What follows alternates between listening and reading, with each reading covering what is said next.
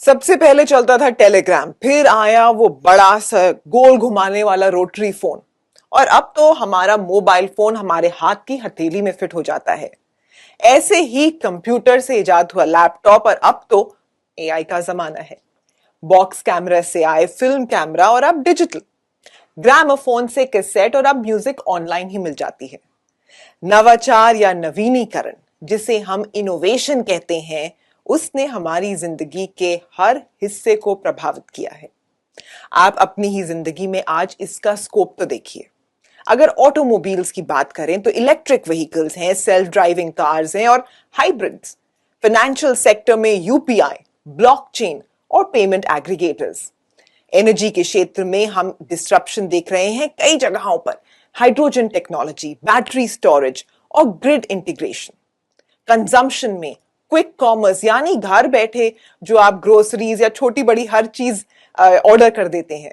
Augmented या virtual reality और अलग अलग चैनल्स को एक साथ जोड़ना ताकि कस्टमर का एक्सपीरियंस और अच्छा बनाया जा सके। ये सभी इनोवेशन ही तो है। मीडिया और एंटरटेनमेंट में जो आप ओटीटी प्लेटफॉर्म्स देखते हैं, डिजिटल कंटेंट्स या एड्स देखते हैं और ऑनलाइन म्यूजिक सुनते हैं। टेक्नोलॉजी में AI, cloud computing, data centres.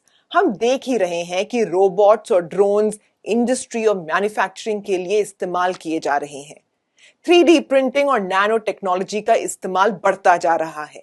Health care में मेडटेक, ई फार्मेसीज, बायोटेक्नोलॉजी, ऐसा लगता है जैसे हमारी एकमात्र सीमा है हमारी कल्पना की क्षमता। और इंडिया में तो इनोवेशन का पोटेंशियल बहुत है।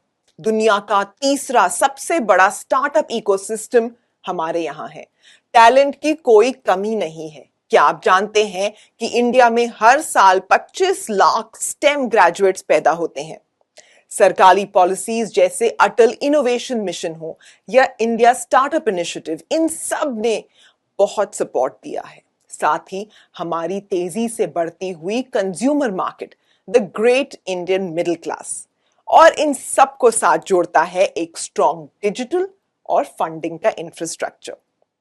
तो ये सही टाइम है एसबीआई इनोवेटिव अपॉर्चुनिटीज फंड का, जिसके फंड मैनेजर हैं प्रसाद पडाला। एसबीआई इनोवेटिव अपॉर्चुनिटीज फंड एक थीमेटिक फंड है जो इनोवेटर्स की 3 कैटेगरीज पे फोकस करेगा। पहली, प्रोडक्ट या सर्विस इनोवेटर्स, यानी वो कंपनीज जो कुछ नया बनाते हैं या रिसर्च और डेवलपमेंट में काफी इन्वेस्टमेंट करते हैं कि मौजूदा मार्केट को ही चैलेंज कर दें या फिर नया मार्केट ही बना दें। दूसरा फोकस एरिया है प्रोसेस इनोवेटर्स, वो कंपनीज जो बिजनेस मॉडल्स को टेक्नोलॉजी या प्रोसेस की उन्नति से डिसरप्ट कर दें। और तीसरी कैटेगरी है इनोवेशन अडेप्टर्स, ऐसी कंपनीज जो इनोवेटिव बिजनेस मॉडल्स, प्रोडक्ट्स या सर्विसेज को आंशिक या पूरे तरीके से अडॉप्ट कर लें। The SBI Innovative Opportunities Fund is a thematic fund. It would be a multi-sector market cap agnostic fund. It would be well diversified with around 30 to 40 stocks in the portfolio. And in terms of the management style, it will be very actively managed, because in our universe of innovative companies, things can change very dynamically. It can be a new competition which can be coming in and disrupting the existing players, or it can be a small technology change that can completely make the business models irrelevant, or it could be a small regulation change that can completely disrupt how things are done. So we would be looking for resilient business models and strong competitive advantages and business modes. Second, we will be looking for growth and longevity of growth, which is very important to us. Third, we will be looking for ability to generate strong cash flows and return on equity in the long run. Finally, we will be looking for reasonable valuations which can be justified with current fundamentals and our inherent assumptions.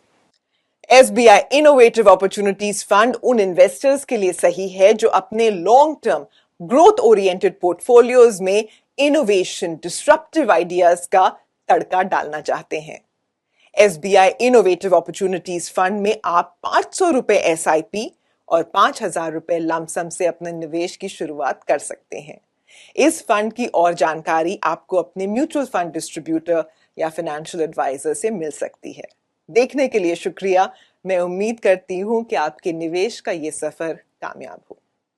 Mutual fund एवं निवेश बाजार जोखिमों के अधीन है। योजना से संबंधित सभी दस्तावेजों को ध्यान से पढ़ें।